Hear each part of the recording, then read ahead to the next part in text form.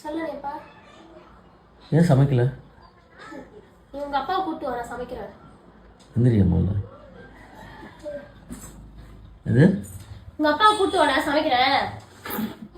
உனக்கு எதோ நேரம் சரியில்லைன்னு நினைக்கிறேன். என்னடா?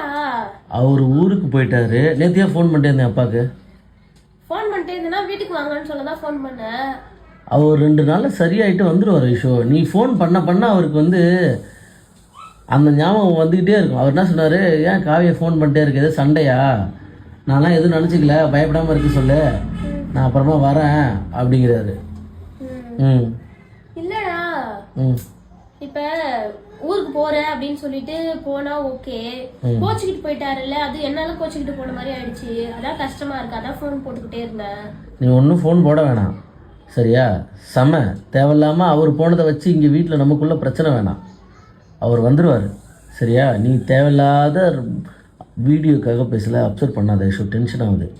சமைக்க நமக்குள்ளே சண்டை வேணான்னு பார்க்குறேன். டேய், நம்ம நான் மட்டும் சண்டையை போட்டுட்டு இருக்கேனா?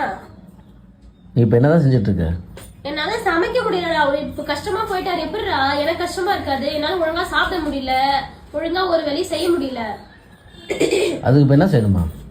அவர் வந்தா நான் மாட்டு ஃப்ரீயா இருப்பா. அவர் மாட்டு எங்க பிள்ளைங்க கூட விளையாடிட்டு இருப்பாருல்ல. இப்போ அவரை நான் போயிட்டு கூப்பிட்டு வரணுமா? ஊருக்கு போயிட்டு வெத்தலை பார்க்க வச்சு போய் கூட்டு வா. என்ன சமையல்? ஏய், நீ தெரிஞ்சுதான் பேசுறியா? அதேப்பா, காலையில என்ன டென்ஷன் பண்ணா சொல்லிட்டாரு. நான் சமைக்க மாட்டேன், நான் அவர் வந்தாதான் சமைப்பேன். அவர் வந்தால் தான் சமைப்பியா? ஆமா. இது வரையும் உங்கள் வீட்டில் கூட நான் பேசுகிறதில்ல. எனக்கு தேவையில்லாத மண்டை குடைச்சல் கொடுக்காத ஐஷோ. ஏய், உனக்கு அறிவு இருக்காடி? என்ன? இல்லை, அறிவு இருக்கா? அவர் எங்கே இருக்காரு, நீ எங்கே இருக்க, என்ன பண்ணுற, புரியுதா உனக்கு என்ன பண்ணுறேன்னு? எனக்கு